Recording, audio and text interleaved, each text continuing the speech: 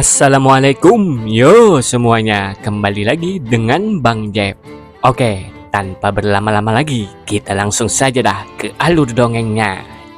Check it out.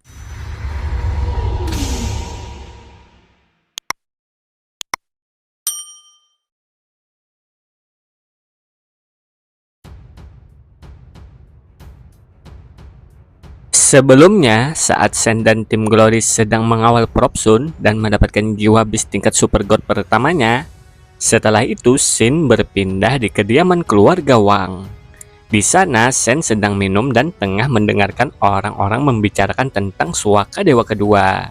Tiba-tiba Tang menyapa Sen dan menanyakan kenapa Sen bisa hadir di acara seperti ini di sini. Apa kau juga di sini untuk merayakan ultah putri keluarga Wang? Mendengar itu, Sen sedikit terkejut. Ultah? Ternyata ultah Meng Meng ya. Dia tidak pernah menyebutkannya saat mengundangku.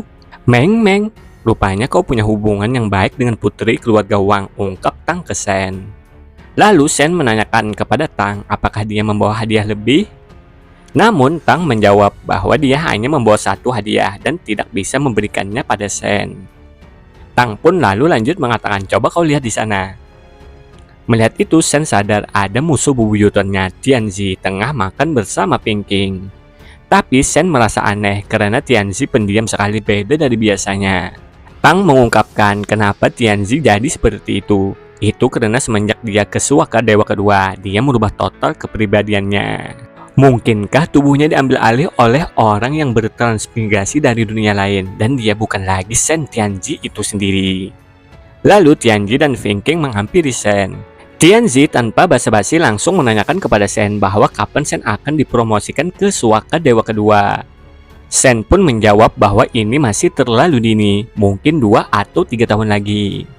Mendengar itu, Tianzi paham dan mengungkapkan semenjak dia memasuki Suaka Dewa kedua, dia sudah tidak lagi menganggap Sen sebagai musuh. Menurut Tianzi, jika Sen tidak memasuki Suaka Dewa kedua, Sen tidak akan pernah tahu artinya menjadi kuat dan tidak akan tahu betapa naifnya diri Sen sebelumnya.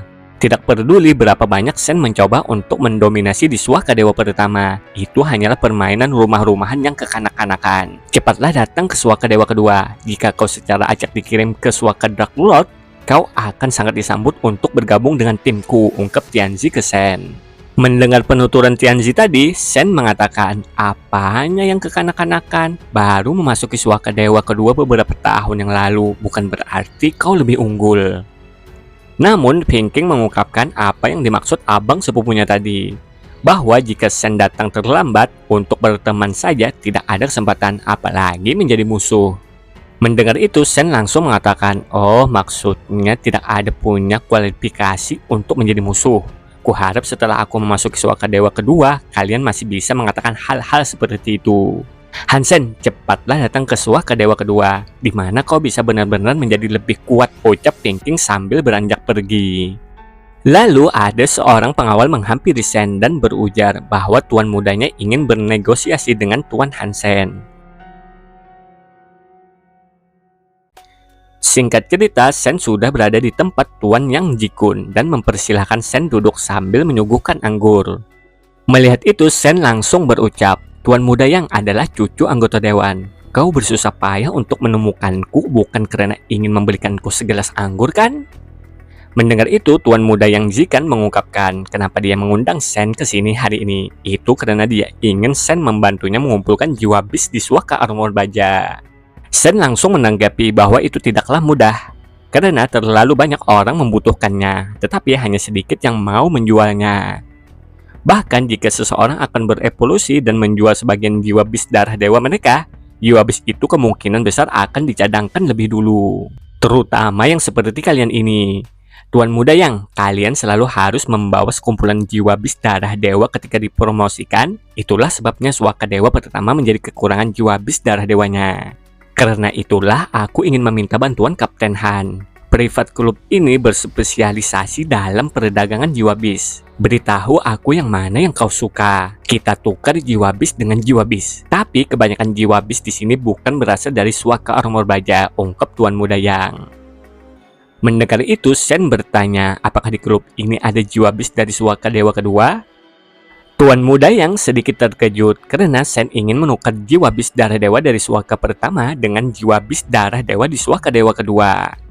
Sen pun mengungkapkan bahwa dia punya beberapa bis darah dewa yang kemungkinan tuan muda yang Zikan minati. Namun Sen tidak tertarik pada hal-hal lain dan hanya ingin menukarnya dengan jiwa bis dari suaka dewa kedua. Dan juga Sen meminta menukarnya di suaka Safir. Tuan muda yang langsung menanyakan ke asistennya yang bernama Su bahwa berapa banyak jiwa bis yang mereka miliki di suaka Safir. Asisten Su memberitahukan bahwa saat ini mereka memiliki 3 jiwa bis darah dewa yang bisa digunakan di suaka Safir. Lalu Sen mengungkapkan bahwa dirinya sangat tertarik dengan jiwa bis armor dan tunggangan darah dewa di suaka dewa kedua, dan berniat menukarnya dengan 3 jiwa bis darah dewa. Apa menurutmu itu bisa dilakukan, Tuan Muda Yang? Mendengar itu, asisten Su langsung mengatakan kepada tuannya bahwa nilai jiwa bis dari suaka dewa kedua jauh lebih tinggi daripada yang ada di suaka dewa pertama. 3 jiwa bis dari dewa pertama hanya dapat ditukar dengan 1 jiwa bis dari dewa dari suaka dewa kedua.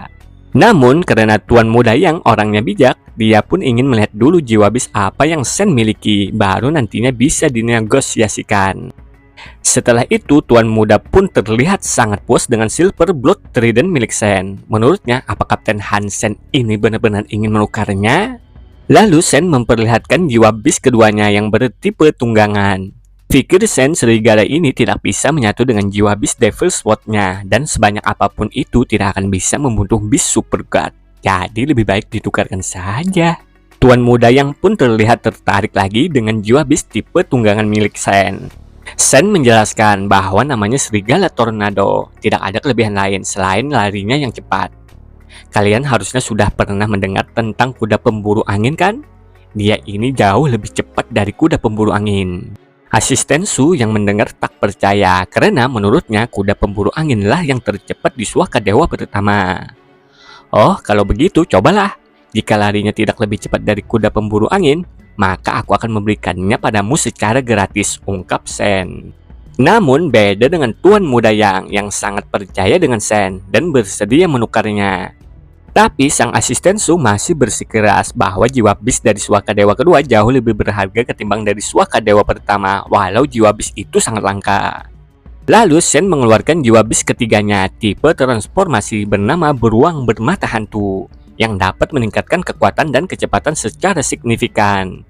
Aku akan menukar ketiga jiwa bis ini dengan 2 jiwa bis dari suaka dewa kedua milikmu. Bagaimana menurutmu, Tuan Muda Yang? Tanya Sen. Tanpa pikir panjang lagi, Tuan Muda Yang pun langsung setuju dengan penawaran Sen. Sang asisten Su juga langsung segera menyiapkan kontraknya. Sen pun meminta tolong agar jiwa bisnya dikirimkan ke Luar Sulan di suaka Safir. Lalu scene pun berganti. Di sana ada Sen tengah dipanggil oleh seseorang yang merupakan profesor di sekolahnya. Sang prof pun mengungkapkan bahwa dia punya proyek penelitian dan perlu mengumpulkan beberapa data ledakan kekuatan teratas di antara orang-orang belum berevolusi. Intinya Sen mau diajak jadi subjek penelitian dan kalau Sen mau akan mendapatkan kredit tambahan sebagai hadiah. Sen pun tak pikir panjang lagi langsung menyetujuinya dan menerima catatan penelitiannya. Kurva ledakan gen kehidupan yang belum berevolusi, ucap Sen yang melihat catatan yang diberikan. Lalu sang profesor pergi sambil mengatakan bahwa Sen datanglah ke labnya jam 8:30 besok pagi. Keesokan harinya, Sen sudah berada di lab sang profesor ditemani yang sepertinya asisten sang prof bernama Ken Jiming. Sen pun bertanya-tanya tentang perangkat yang terlihat sangat canggih dan bagus itu. Ziming pun menjelaskan bahwa itu adalah aktivator aktivitas sel yang dapat merangsang sel-sel tubuh untuk mempertahankannya dalam keadaan aktif. Sekaligus juga mengembangkan semua fungsi tubuh secara maksimal dan memperoleh data puncak tubuh. Oh, kalau begitu, apa Jingjia masih tidak cukup untuk percobaan kalian? Ungkap Sen yang ternyata orang di dalam perangkat itu adalah Jingjia yang diajak oleh sang MC. Ziming pun tak habis pikir trik apa yang Sen gunakan untuk mengelabui Jingjia agar mengikuti percobaan ini. Tapi tak diragukan lagi, dia adalah subjek eksperimen yang sangat bagus. Maafkan aku Jingjia, aku pasti akan mengajarimu beberapa teknik nanti, ungkap Sen yang sepertinya sedikit merasa bersalah. Lalu Ziming memberikan Sen cairan tes aktivitas sel dan meminta Sen untuk meminumnya sebelum tidur. Dan setelah bangun, Sen diminta menggunakan alat pengukur untuk menilai aktivitas selnya. Sen pun sangat penasaran apakah ini akan bisa membantunya mengkultivasikan Overlord. Lalu scene berganti lagi. Terlihat Sen kalah di pertarungan holografik. Pikir Sen kesenjangan antara aku dan Desperado ini terlalu besar. Selalu saja terbantai dalam beberapa pukulan. Aku tidak bisa belajar banyak dari gaya permainan ini. Membosankan. Desperado lalu mengundang lagi Sen untuk bertarung. Sen pun menyerang dengan pukulannya, namun Desperado dengan mudah menghindarinya. Bro, sebenarnya kau berasal dari pavilion cabang mana? Tanya Desperado. Sen pun menjawab bahwa dia bukan murid pavilion seni bela diri Wargat. Mendengar itu, Desperado terkejut. Pikirnya bukan murid pavilion seni bela diri Wargat, tapi begitu mahir menggunakan reversal throw, threaten kill, dan diversion. Desperado pun menawari Sen untuk bergabung ke pavilion seni bela diri Wargat. Tapi Sen mengungkapkan bahwa dia masih anak sekolahan, jadi tak bisa bergabung. Mendengar itu, Desperado menanyakan tentang Sen sekolahnya di mana. Sen menjawab bahwa itu adalah rahasia. Mereka berdua pun lanjut bertarung dan saling menyerang dengan pukulannya. Mereka pun saling belajar satu sama lain. Kalau Sen menyerang menggunakan tekniknya, maka Desperado akan mematahkannya dengan teknik yang sama. Begitu juga sebaliknya. Pikir Desperado, orang ini bukan anggota pavilion seni bela diri Wargat, tapi ada bayang-bayangan pavilion seni bela diri Wargat di mana-mana dalam gerakannya, dan gaya ini sangat familiar. Desperado pun menyadari gaya pertarungan Sen sangat mirip dengan Queen. Tanpa disadari, dia sudah dibawa Sen ke titik buta. Orang ini benar-benar memiliki cita rasa Queen yang kuat, pikir Desperado. Tapi Desperado menyadari Sen tak dapat mempertahankan kebugaran fisik 30 poinnya. Dia pun berhasil memukul telak Sen dan lalu membenturkan Sen ke tembok. Desperado meyakini gaya bertarung Sen memang seperti Queen. Melawannya sama dengan melawan Queen secara tidak langsung. Hanya saja sangat lemah dibandingkan dengan Queen. Tapi dengan kebugaran fisik yang sama, aku tidak bisa mengalahkannya sama sekali. Pada akhirnya, itu hanya bisa dihancurkan dengan mengandalkan kebugaran fisik, pikir Desperado menganalisa. Setelah pertarungannya, Sen terlihat sangat puas karena Desperado benar-benar memaksanya menggunakan kemampuan yang sebenarnya. Menurut Sen, itu sangat keren. Tiba-tiba si anak Sultan Su menghubungi Sen dan mengatakan bahwa dia menemukan bis burung Phoenix di gurun iblis dan dia juga sudah mengatur sekelompok orang untuk memburunya. Jadi apakah Abang Sen tertarik? Ungkapnya. Setelah itu mereka pun berangkat menuju gurun iblis. Si anak Sultan Su menjelaskan bahwa burung Phoenix seperti burung merak besar. Dia berhenti di pohon besar, seluruh tubuhnya diselimuti oleh api emas yang menyala. Daging dan bulunya tidak terlihat sama sekali. Setelah dia terbang, aku melihat lebih dekat dan melihat pohon itu telah berubah menjadi arang. Tidak ada satupun cabang atau daun yang rusak, tapi semuanya berubah menjadi arang. Mendengar penjelasannya si anak Sultan Su, Sen menduga kalau memang benar bis yang semistis itu sudah dapat dipastikan tingkat super god. Lalu si anak Sultan Su berbicara dengan salah satu orang dari kelompok. Aku tidak bermaksud menyombongkan Abang Sen. Dalam hal memanah, tidak ada seorang pun di Suaka Dewa pertama yang bisa dibandingkan dengan Abang Sen. Mendengar penuturan si anak Sultan Su, dia pun mengungkapkan bahwa kesombongan diri yang cukup besar. Aku hanya mengenal dua orang di Suaka Armor Baja. Yang satu adalah koin emas Bigat yang mengalahkan tim Dongmui dengan satu serangan. Dan satunya lagi adalah Qin Xuan, mantan kepala grup Armor Baja. Selain itu semuanya bukanlah siapa-siapa.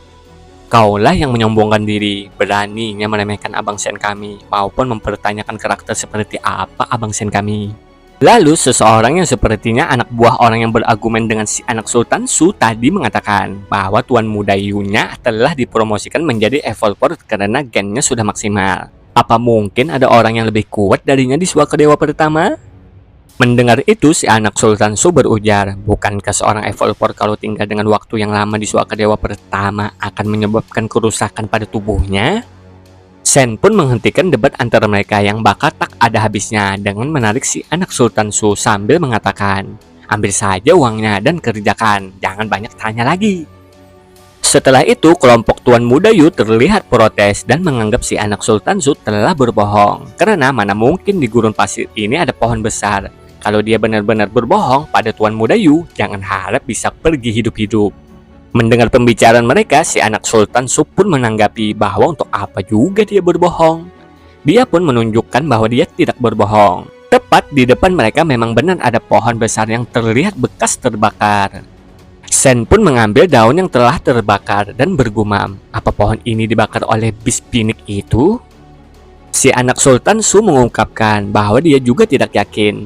Namun dia melihat sang bis mendarat di atasnya dari kejauhan dan tidak berani mendekat sampai dia terbang menjauh.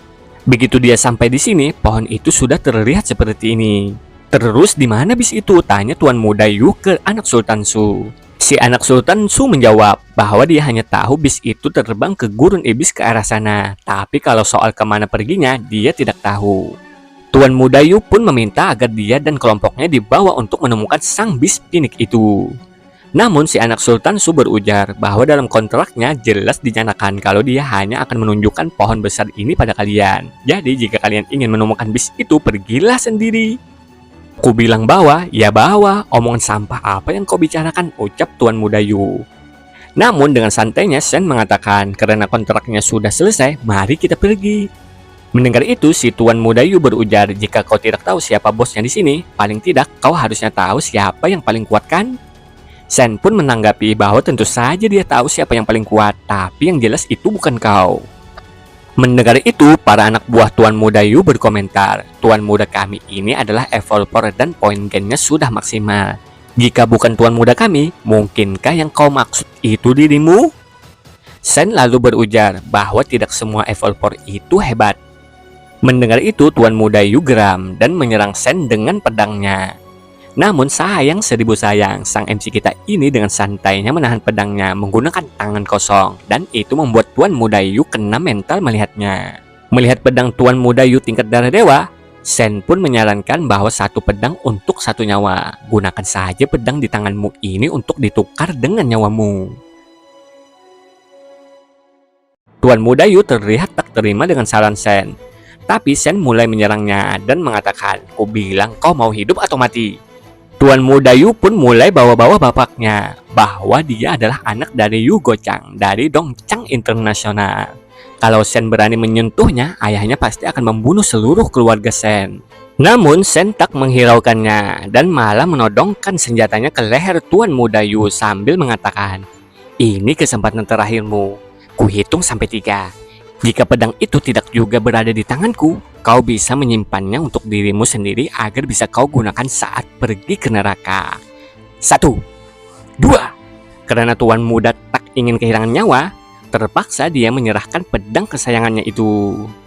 Sen pun mendapatkan pedang darah dewa secara gratis. Emang gila ya sang MC kita satu ini. Lalu Sen mengatakan bahwa lain kali ingatlah jangan mengatakan kalau kau itu seorang evolver saat pergi keluar, agar tidak mempermalukan para evolver. Tuan Muda Yu sangat marah dan langsung memerintahkan kelompoknya untuk menyerang dan menghabisi sang MC kita. Melihat situasinya, Sen meminta agar anak Sultan Su untuk mundur dan biar dia saja yang menghadapi para cicunguk itu. Sen pun dikeroyok kelompok Tuan Muda Yu, namun terlihat Sen dapat mengatasinya dengan mudah menggunakan pedang hasil rampasannya. Lalu Sen melemparkan shuriken kupu-kupu dan tepat mengenai dada Tuan Muda Yu. Boom! Api biru pun membakarnya. Para anak buahnya pun terlihat panik. Walhasil mereka semua kabur sambil membawa tuannya yang terluka. Si anak Sultan Su mengatakan, kenapa Abang Sen tidak menghabisi mereka? Sen pun menanggapi bahwa jika mereka semua dibunuh, siapa yang akan menemukan jalan untuk kita? Singkat cerita, malam pun tiba. Sen dan anak Sultan Su masih menelusuri gurun iblis. Namun tiba-tiba terdengar sebuah suara dan api yang tengah berkobar indah. Mereka berhasil bertemu bis itu, ucap si anak Sultan Su.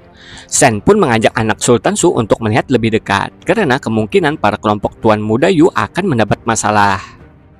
Terlihat sang bis pinik menyemburkan api untuk menyerang kelompok Tuan Muda Yu. Mereka semua pun dibakar habis oleh sang burung abadi ini. Sen dan anak Sultan Su menyaksikan hal yang sangat gila. Dan benar apa yang dikatakan si anak Sultan Su, itu memang benar-benar burung pinik yang melegenda. Lalu burung pinik itu pun mengejar Tuan Muda Yu yang tengah ketakutan lari. Namun apalah daya, dia terbakar dengan ngeri-ngeri sedap. Menyaksikan itu, Sen tak bisa berkata apa-apa, hanya meninggalkan tanda tanya dan tanda seru. Setelah itu, Sen dan anak Sultan Su menghampiri kelompok Tuan Muda Yu yang tengah terbakar habis. Dan sang bis pinik pun terbang pergi. Pikir Sen sudah dapat dipastikan bis itu tingkat super god. Lalu scene berganti. Sen ternyata tengah berada di rumah ibunya sedang makan. Ibunya Sen sangat memperhatikan Sen dan mengatakan, "Nak, makanlah pelan-pelan." Sen lalu bertanya kepada ibunya, apakah 2 jiwa bis darah dewa sudah diterima? Namun raut wajah sang ibu terlihat bingung. Sen pun dengan sigap langsung mengatakan, apakah ada yang salah dengan jiwa bisnya, Bu? Ibunya pun berujar tidak ada masalah dengan jiwa bisnya. Hanya saja pikir ibunya, Sen sudah dewasa sekarang, jadi sudah saatnya memberi Sen warisan dari ayahnya. Ibunya pun membawa sebuah kotak warisan. Sen bertanya-tanya, bukankah ayah meninggal tiba-tiba karena pesawat meledak? Kenapa dia juga masih sempat meninggalkan warisan, Bu? Ibunya pun menjelaskan bahwa ayahnya Sen memberikannya pada ibunya 2 hari sebelum kecelakaan. Selama waktu itu ada sesuatu yang salah dengan dirinya, seolah-olah dia sudah tahu apa yang akan terjadi. Orang seperti ayahmu itu tidak akan meninggalkan semua ini tanpa alasan. Sebelumnya kau masih terlalu muda, jadi ibu terus menyimpannya dan sekarang saatnya memberikannya padamu. Sen pun mulai membuka kotak warisan dan menemukan kartu nama yang bertuliskan Han Jingzi, Unit 7, Dinas Rahasia, seri AX9587-12558. Lalu ibunya menjelaskan lagi bahwa Han Jingzi adalah kakek buyutnya Sen dan sepertinya pernah bekerja di beberapa organisasi aliansi selama hidupnya. Setelah itu Sen menanyakan tentang liontin berbentuk wajah kucing yang Sen ambil di kotak warisan. Ibunya pun menjawab bahwa itu adalah milik peninggalan kakek buyutnya Sen. Saat ayahmu memberikannya ke ibu, dia sempat bilang jika kau menemui kesulitan di masa depan, kau bisa membawanya ke grup bintang semesta untuk menemukan orang-orang dari keluarga Ning dan kau bisa mendapatkan bantuan. Mendengar itu, Sen bingung dan merasa agak aneh. Pergi ke grup bintang semesta untuk menemukan keluarga Ning. Tapi grup bintang semesta yang bertanggung jawab atas kematian ayah kan, Bu? Ibu juga merasa agak aneh, makanya sesulit apapun ibu belum pernah ke grup bintang semesta, ungkap ibunya Sen yang cantik ini. Gimana waktu mudanya ya? Mungkin Jianren kalah jauh. Hehehe. Pikir Sen yang curiga, mungkin selama ini ada hal lain di balik kematian ayahnya. Lalu ibunya memberikan sebuah catatan dari kakek buyutnya Sen. Sen pun mulai membacanya dan alangkah terkejutnya dia saat membaca. Ibunya pun bertanya-tanya, ada apa nak? Sedangkan dalam pikirannya Sen, kenapa kakek menyebutkan gen super god dalam catatannya? Apa gen super god ini sama artinya dengan yang ku ketahui? Sen menyadari ketika membuka semua buku catatannya, yang ternyata hanya berisikan 3 kata. Yang membuat Sen bingung apa maksudnya tanda tanya yang ditinggalkan kakek buyutnya. Apakah mempertanyakan gen super god itu ada atau tidak? Ibunya pun mengatakan bahwa ayahnya Sen hanya mengatakan barang-barang ini ditinggalkan oleh kakek buyutnya Sen, Han Jingzi, dan ayahnya Sen tidak memberitahukan hal-hal lain. Melihat ibunya sedang menangis mengingat ayahnya, Sen pun menenangkan ibunya dan mengatakan, benda-benda ini pasti ada hubungannya dengan kematian ayah. Bu, aku pasti akan memberi ibu penjelasan atas kematian ayah. Setelah itu scene berganti di tempat penelitian. Sen pun melihat Jingjia tengah lompat ke sana kemari. Ziming pun menjelaskan bahwa ini adalah tempat pengujian yang baru didirikan yang disebut Extreme Sprint untuk menguji data ledakan tubuh yang konferensif. Apa kau melihat zona putih di dinding itu? Para penguji harus menginjak zona putih itu untuk melewati semua dinding logamnya dan mencapai garis finish. Segala sesuatu di luar zona putih dialiri listrik, dan jika kau menyentuhnya, kau akan terkena serangan listrik dan terpaksa harus memulai dari awal. Mendengar penjelasannya, Sen pun mengungkapkan sepertinya tidak terlalu sulit. Ziming pun mengatakan jangan lihat Jingjia yang bisa melewatinya dengan mudah. Dia bisa begitu karena sudah mencobanya beberapa kali. Karena sudah familiar dengan semua dinding logamnya. Kenapa kau tidak mencobanya, Hansen? Lalu Sen mulai mencobanya. Sen pun terlihat kewalahan mencoba pertama kali. Jingjia yang juga melihat berkomentar, "Senior, saat pertama kali aku melakukan tes ini, aku tersetrum sebanyak 8 kali. Akan sangat memalukan kalau kau sampai tersetrum lebih banyak dariku." Karena sang MC kita ini sudah banyak melalui halangan dan rintangan selama ini, dia pun mulai terbiasa dan mulai bergerak dengan lincahnya. Setelah selesai, Sen pun mengeluarkan keringat yang begitu banyak. Hampir saja, tes ini cukup sulit. Nilaiku agak lambat kan, ujar Sen. Terlihat nilai Sen 1 menit 36 detik dan itu sudah dinyatakan lulus. Sedangkan Jingjia dibuat terkejut oleh Sen karena hanya dengan sekali mencoba langsung berhasil. Sementara Jiming mengungkapkan, sepertinya desain kesulitannya masih terlalu rendah. Perlu ditingkatkan lagi rupanya.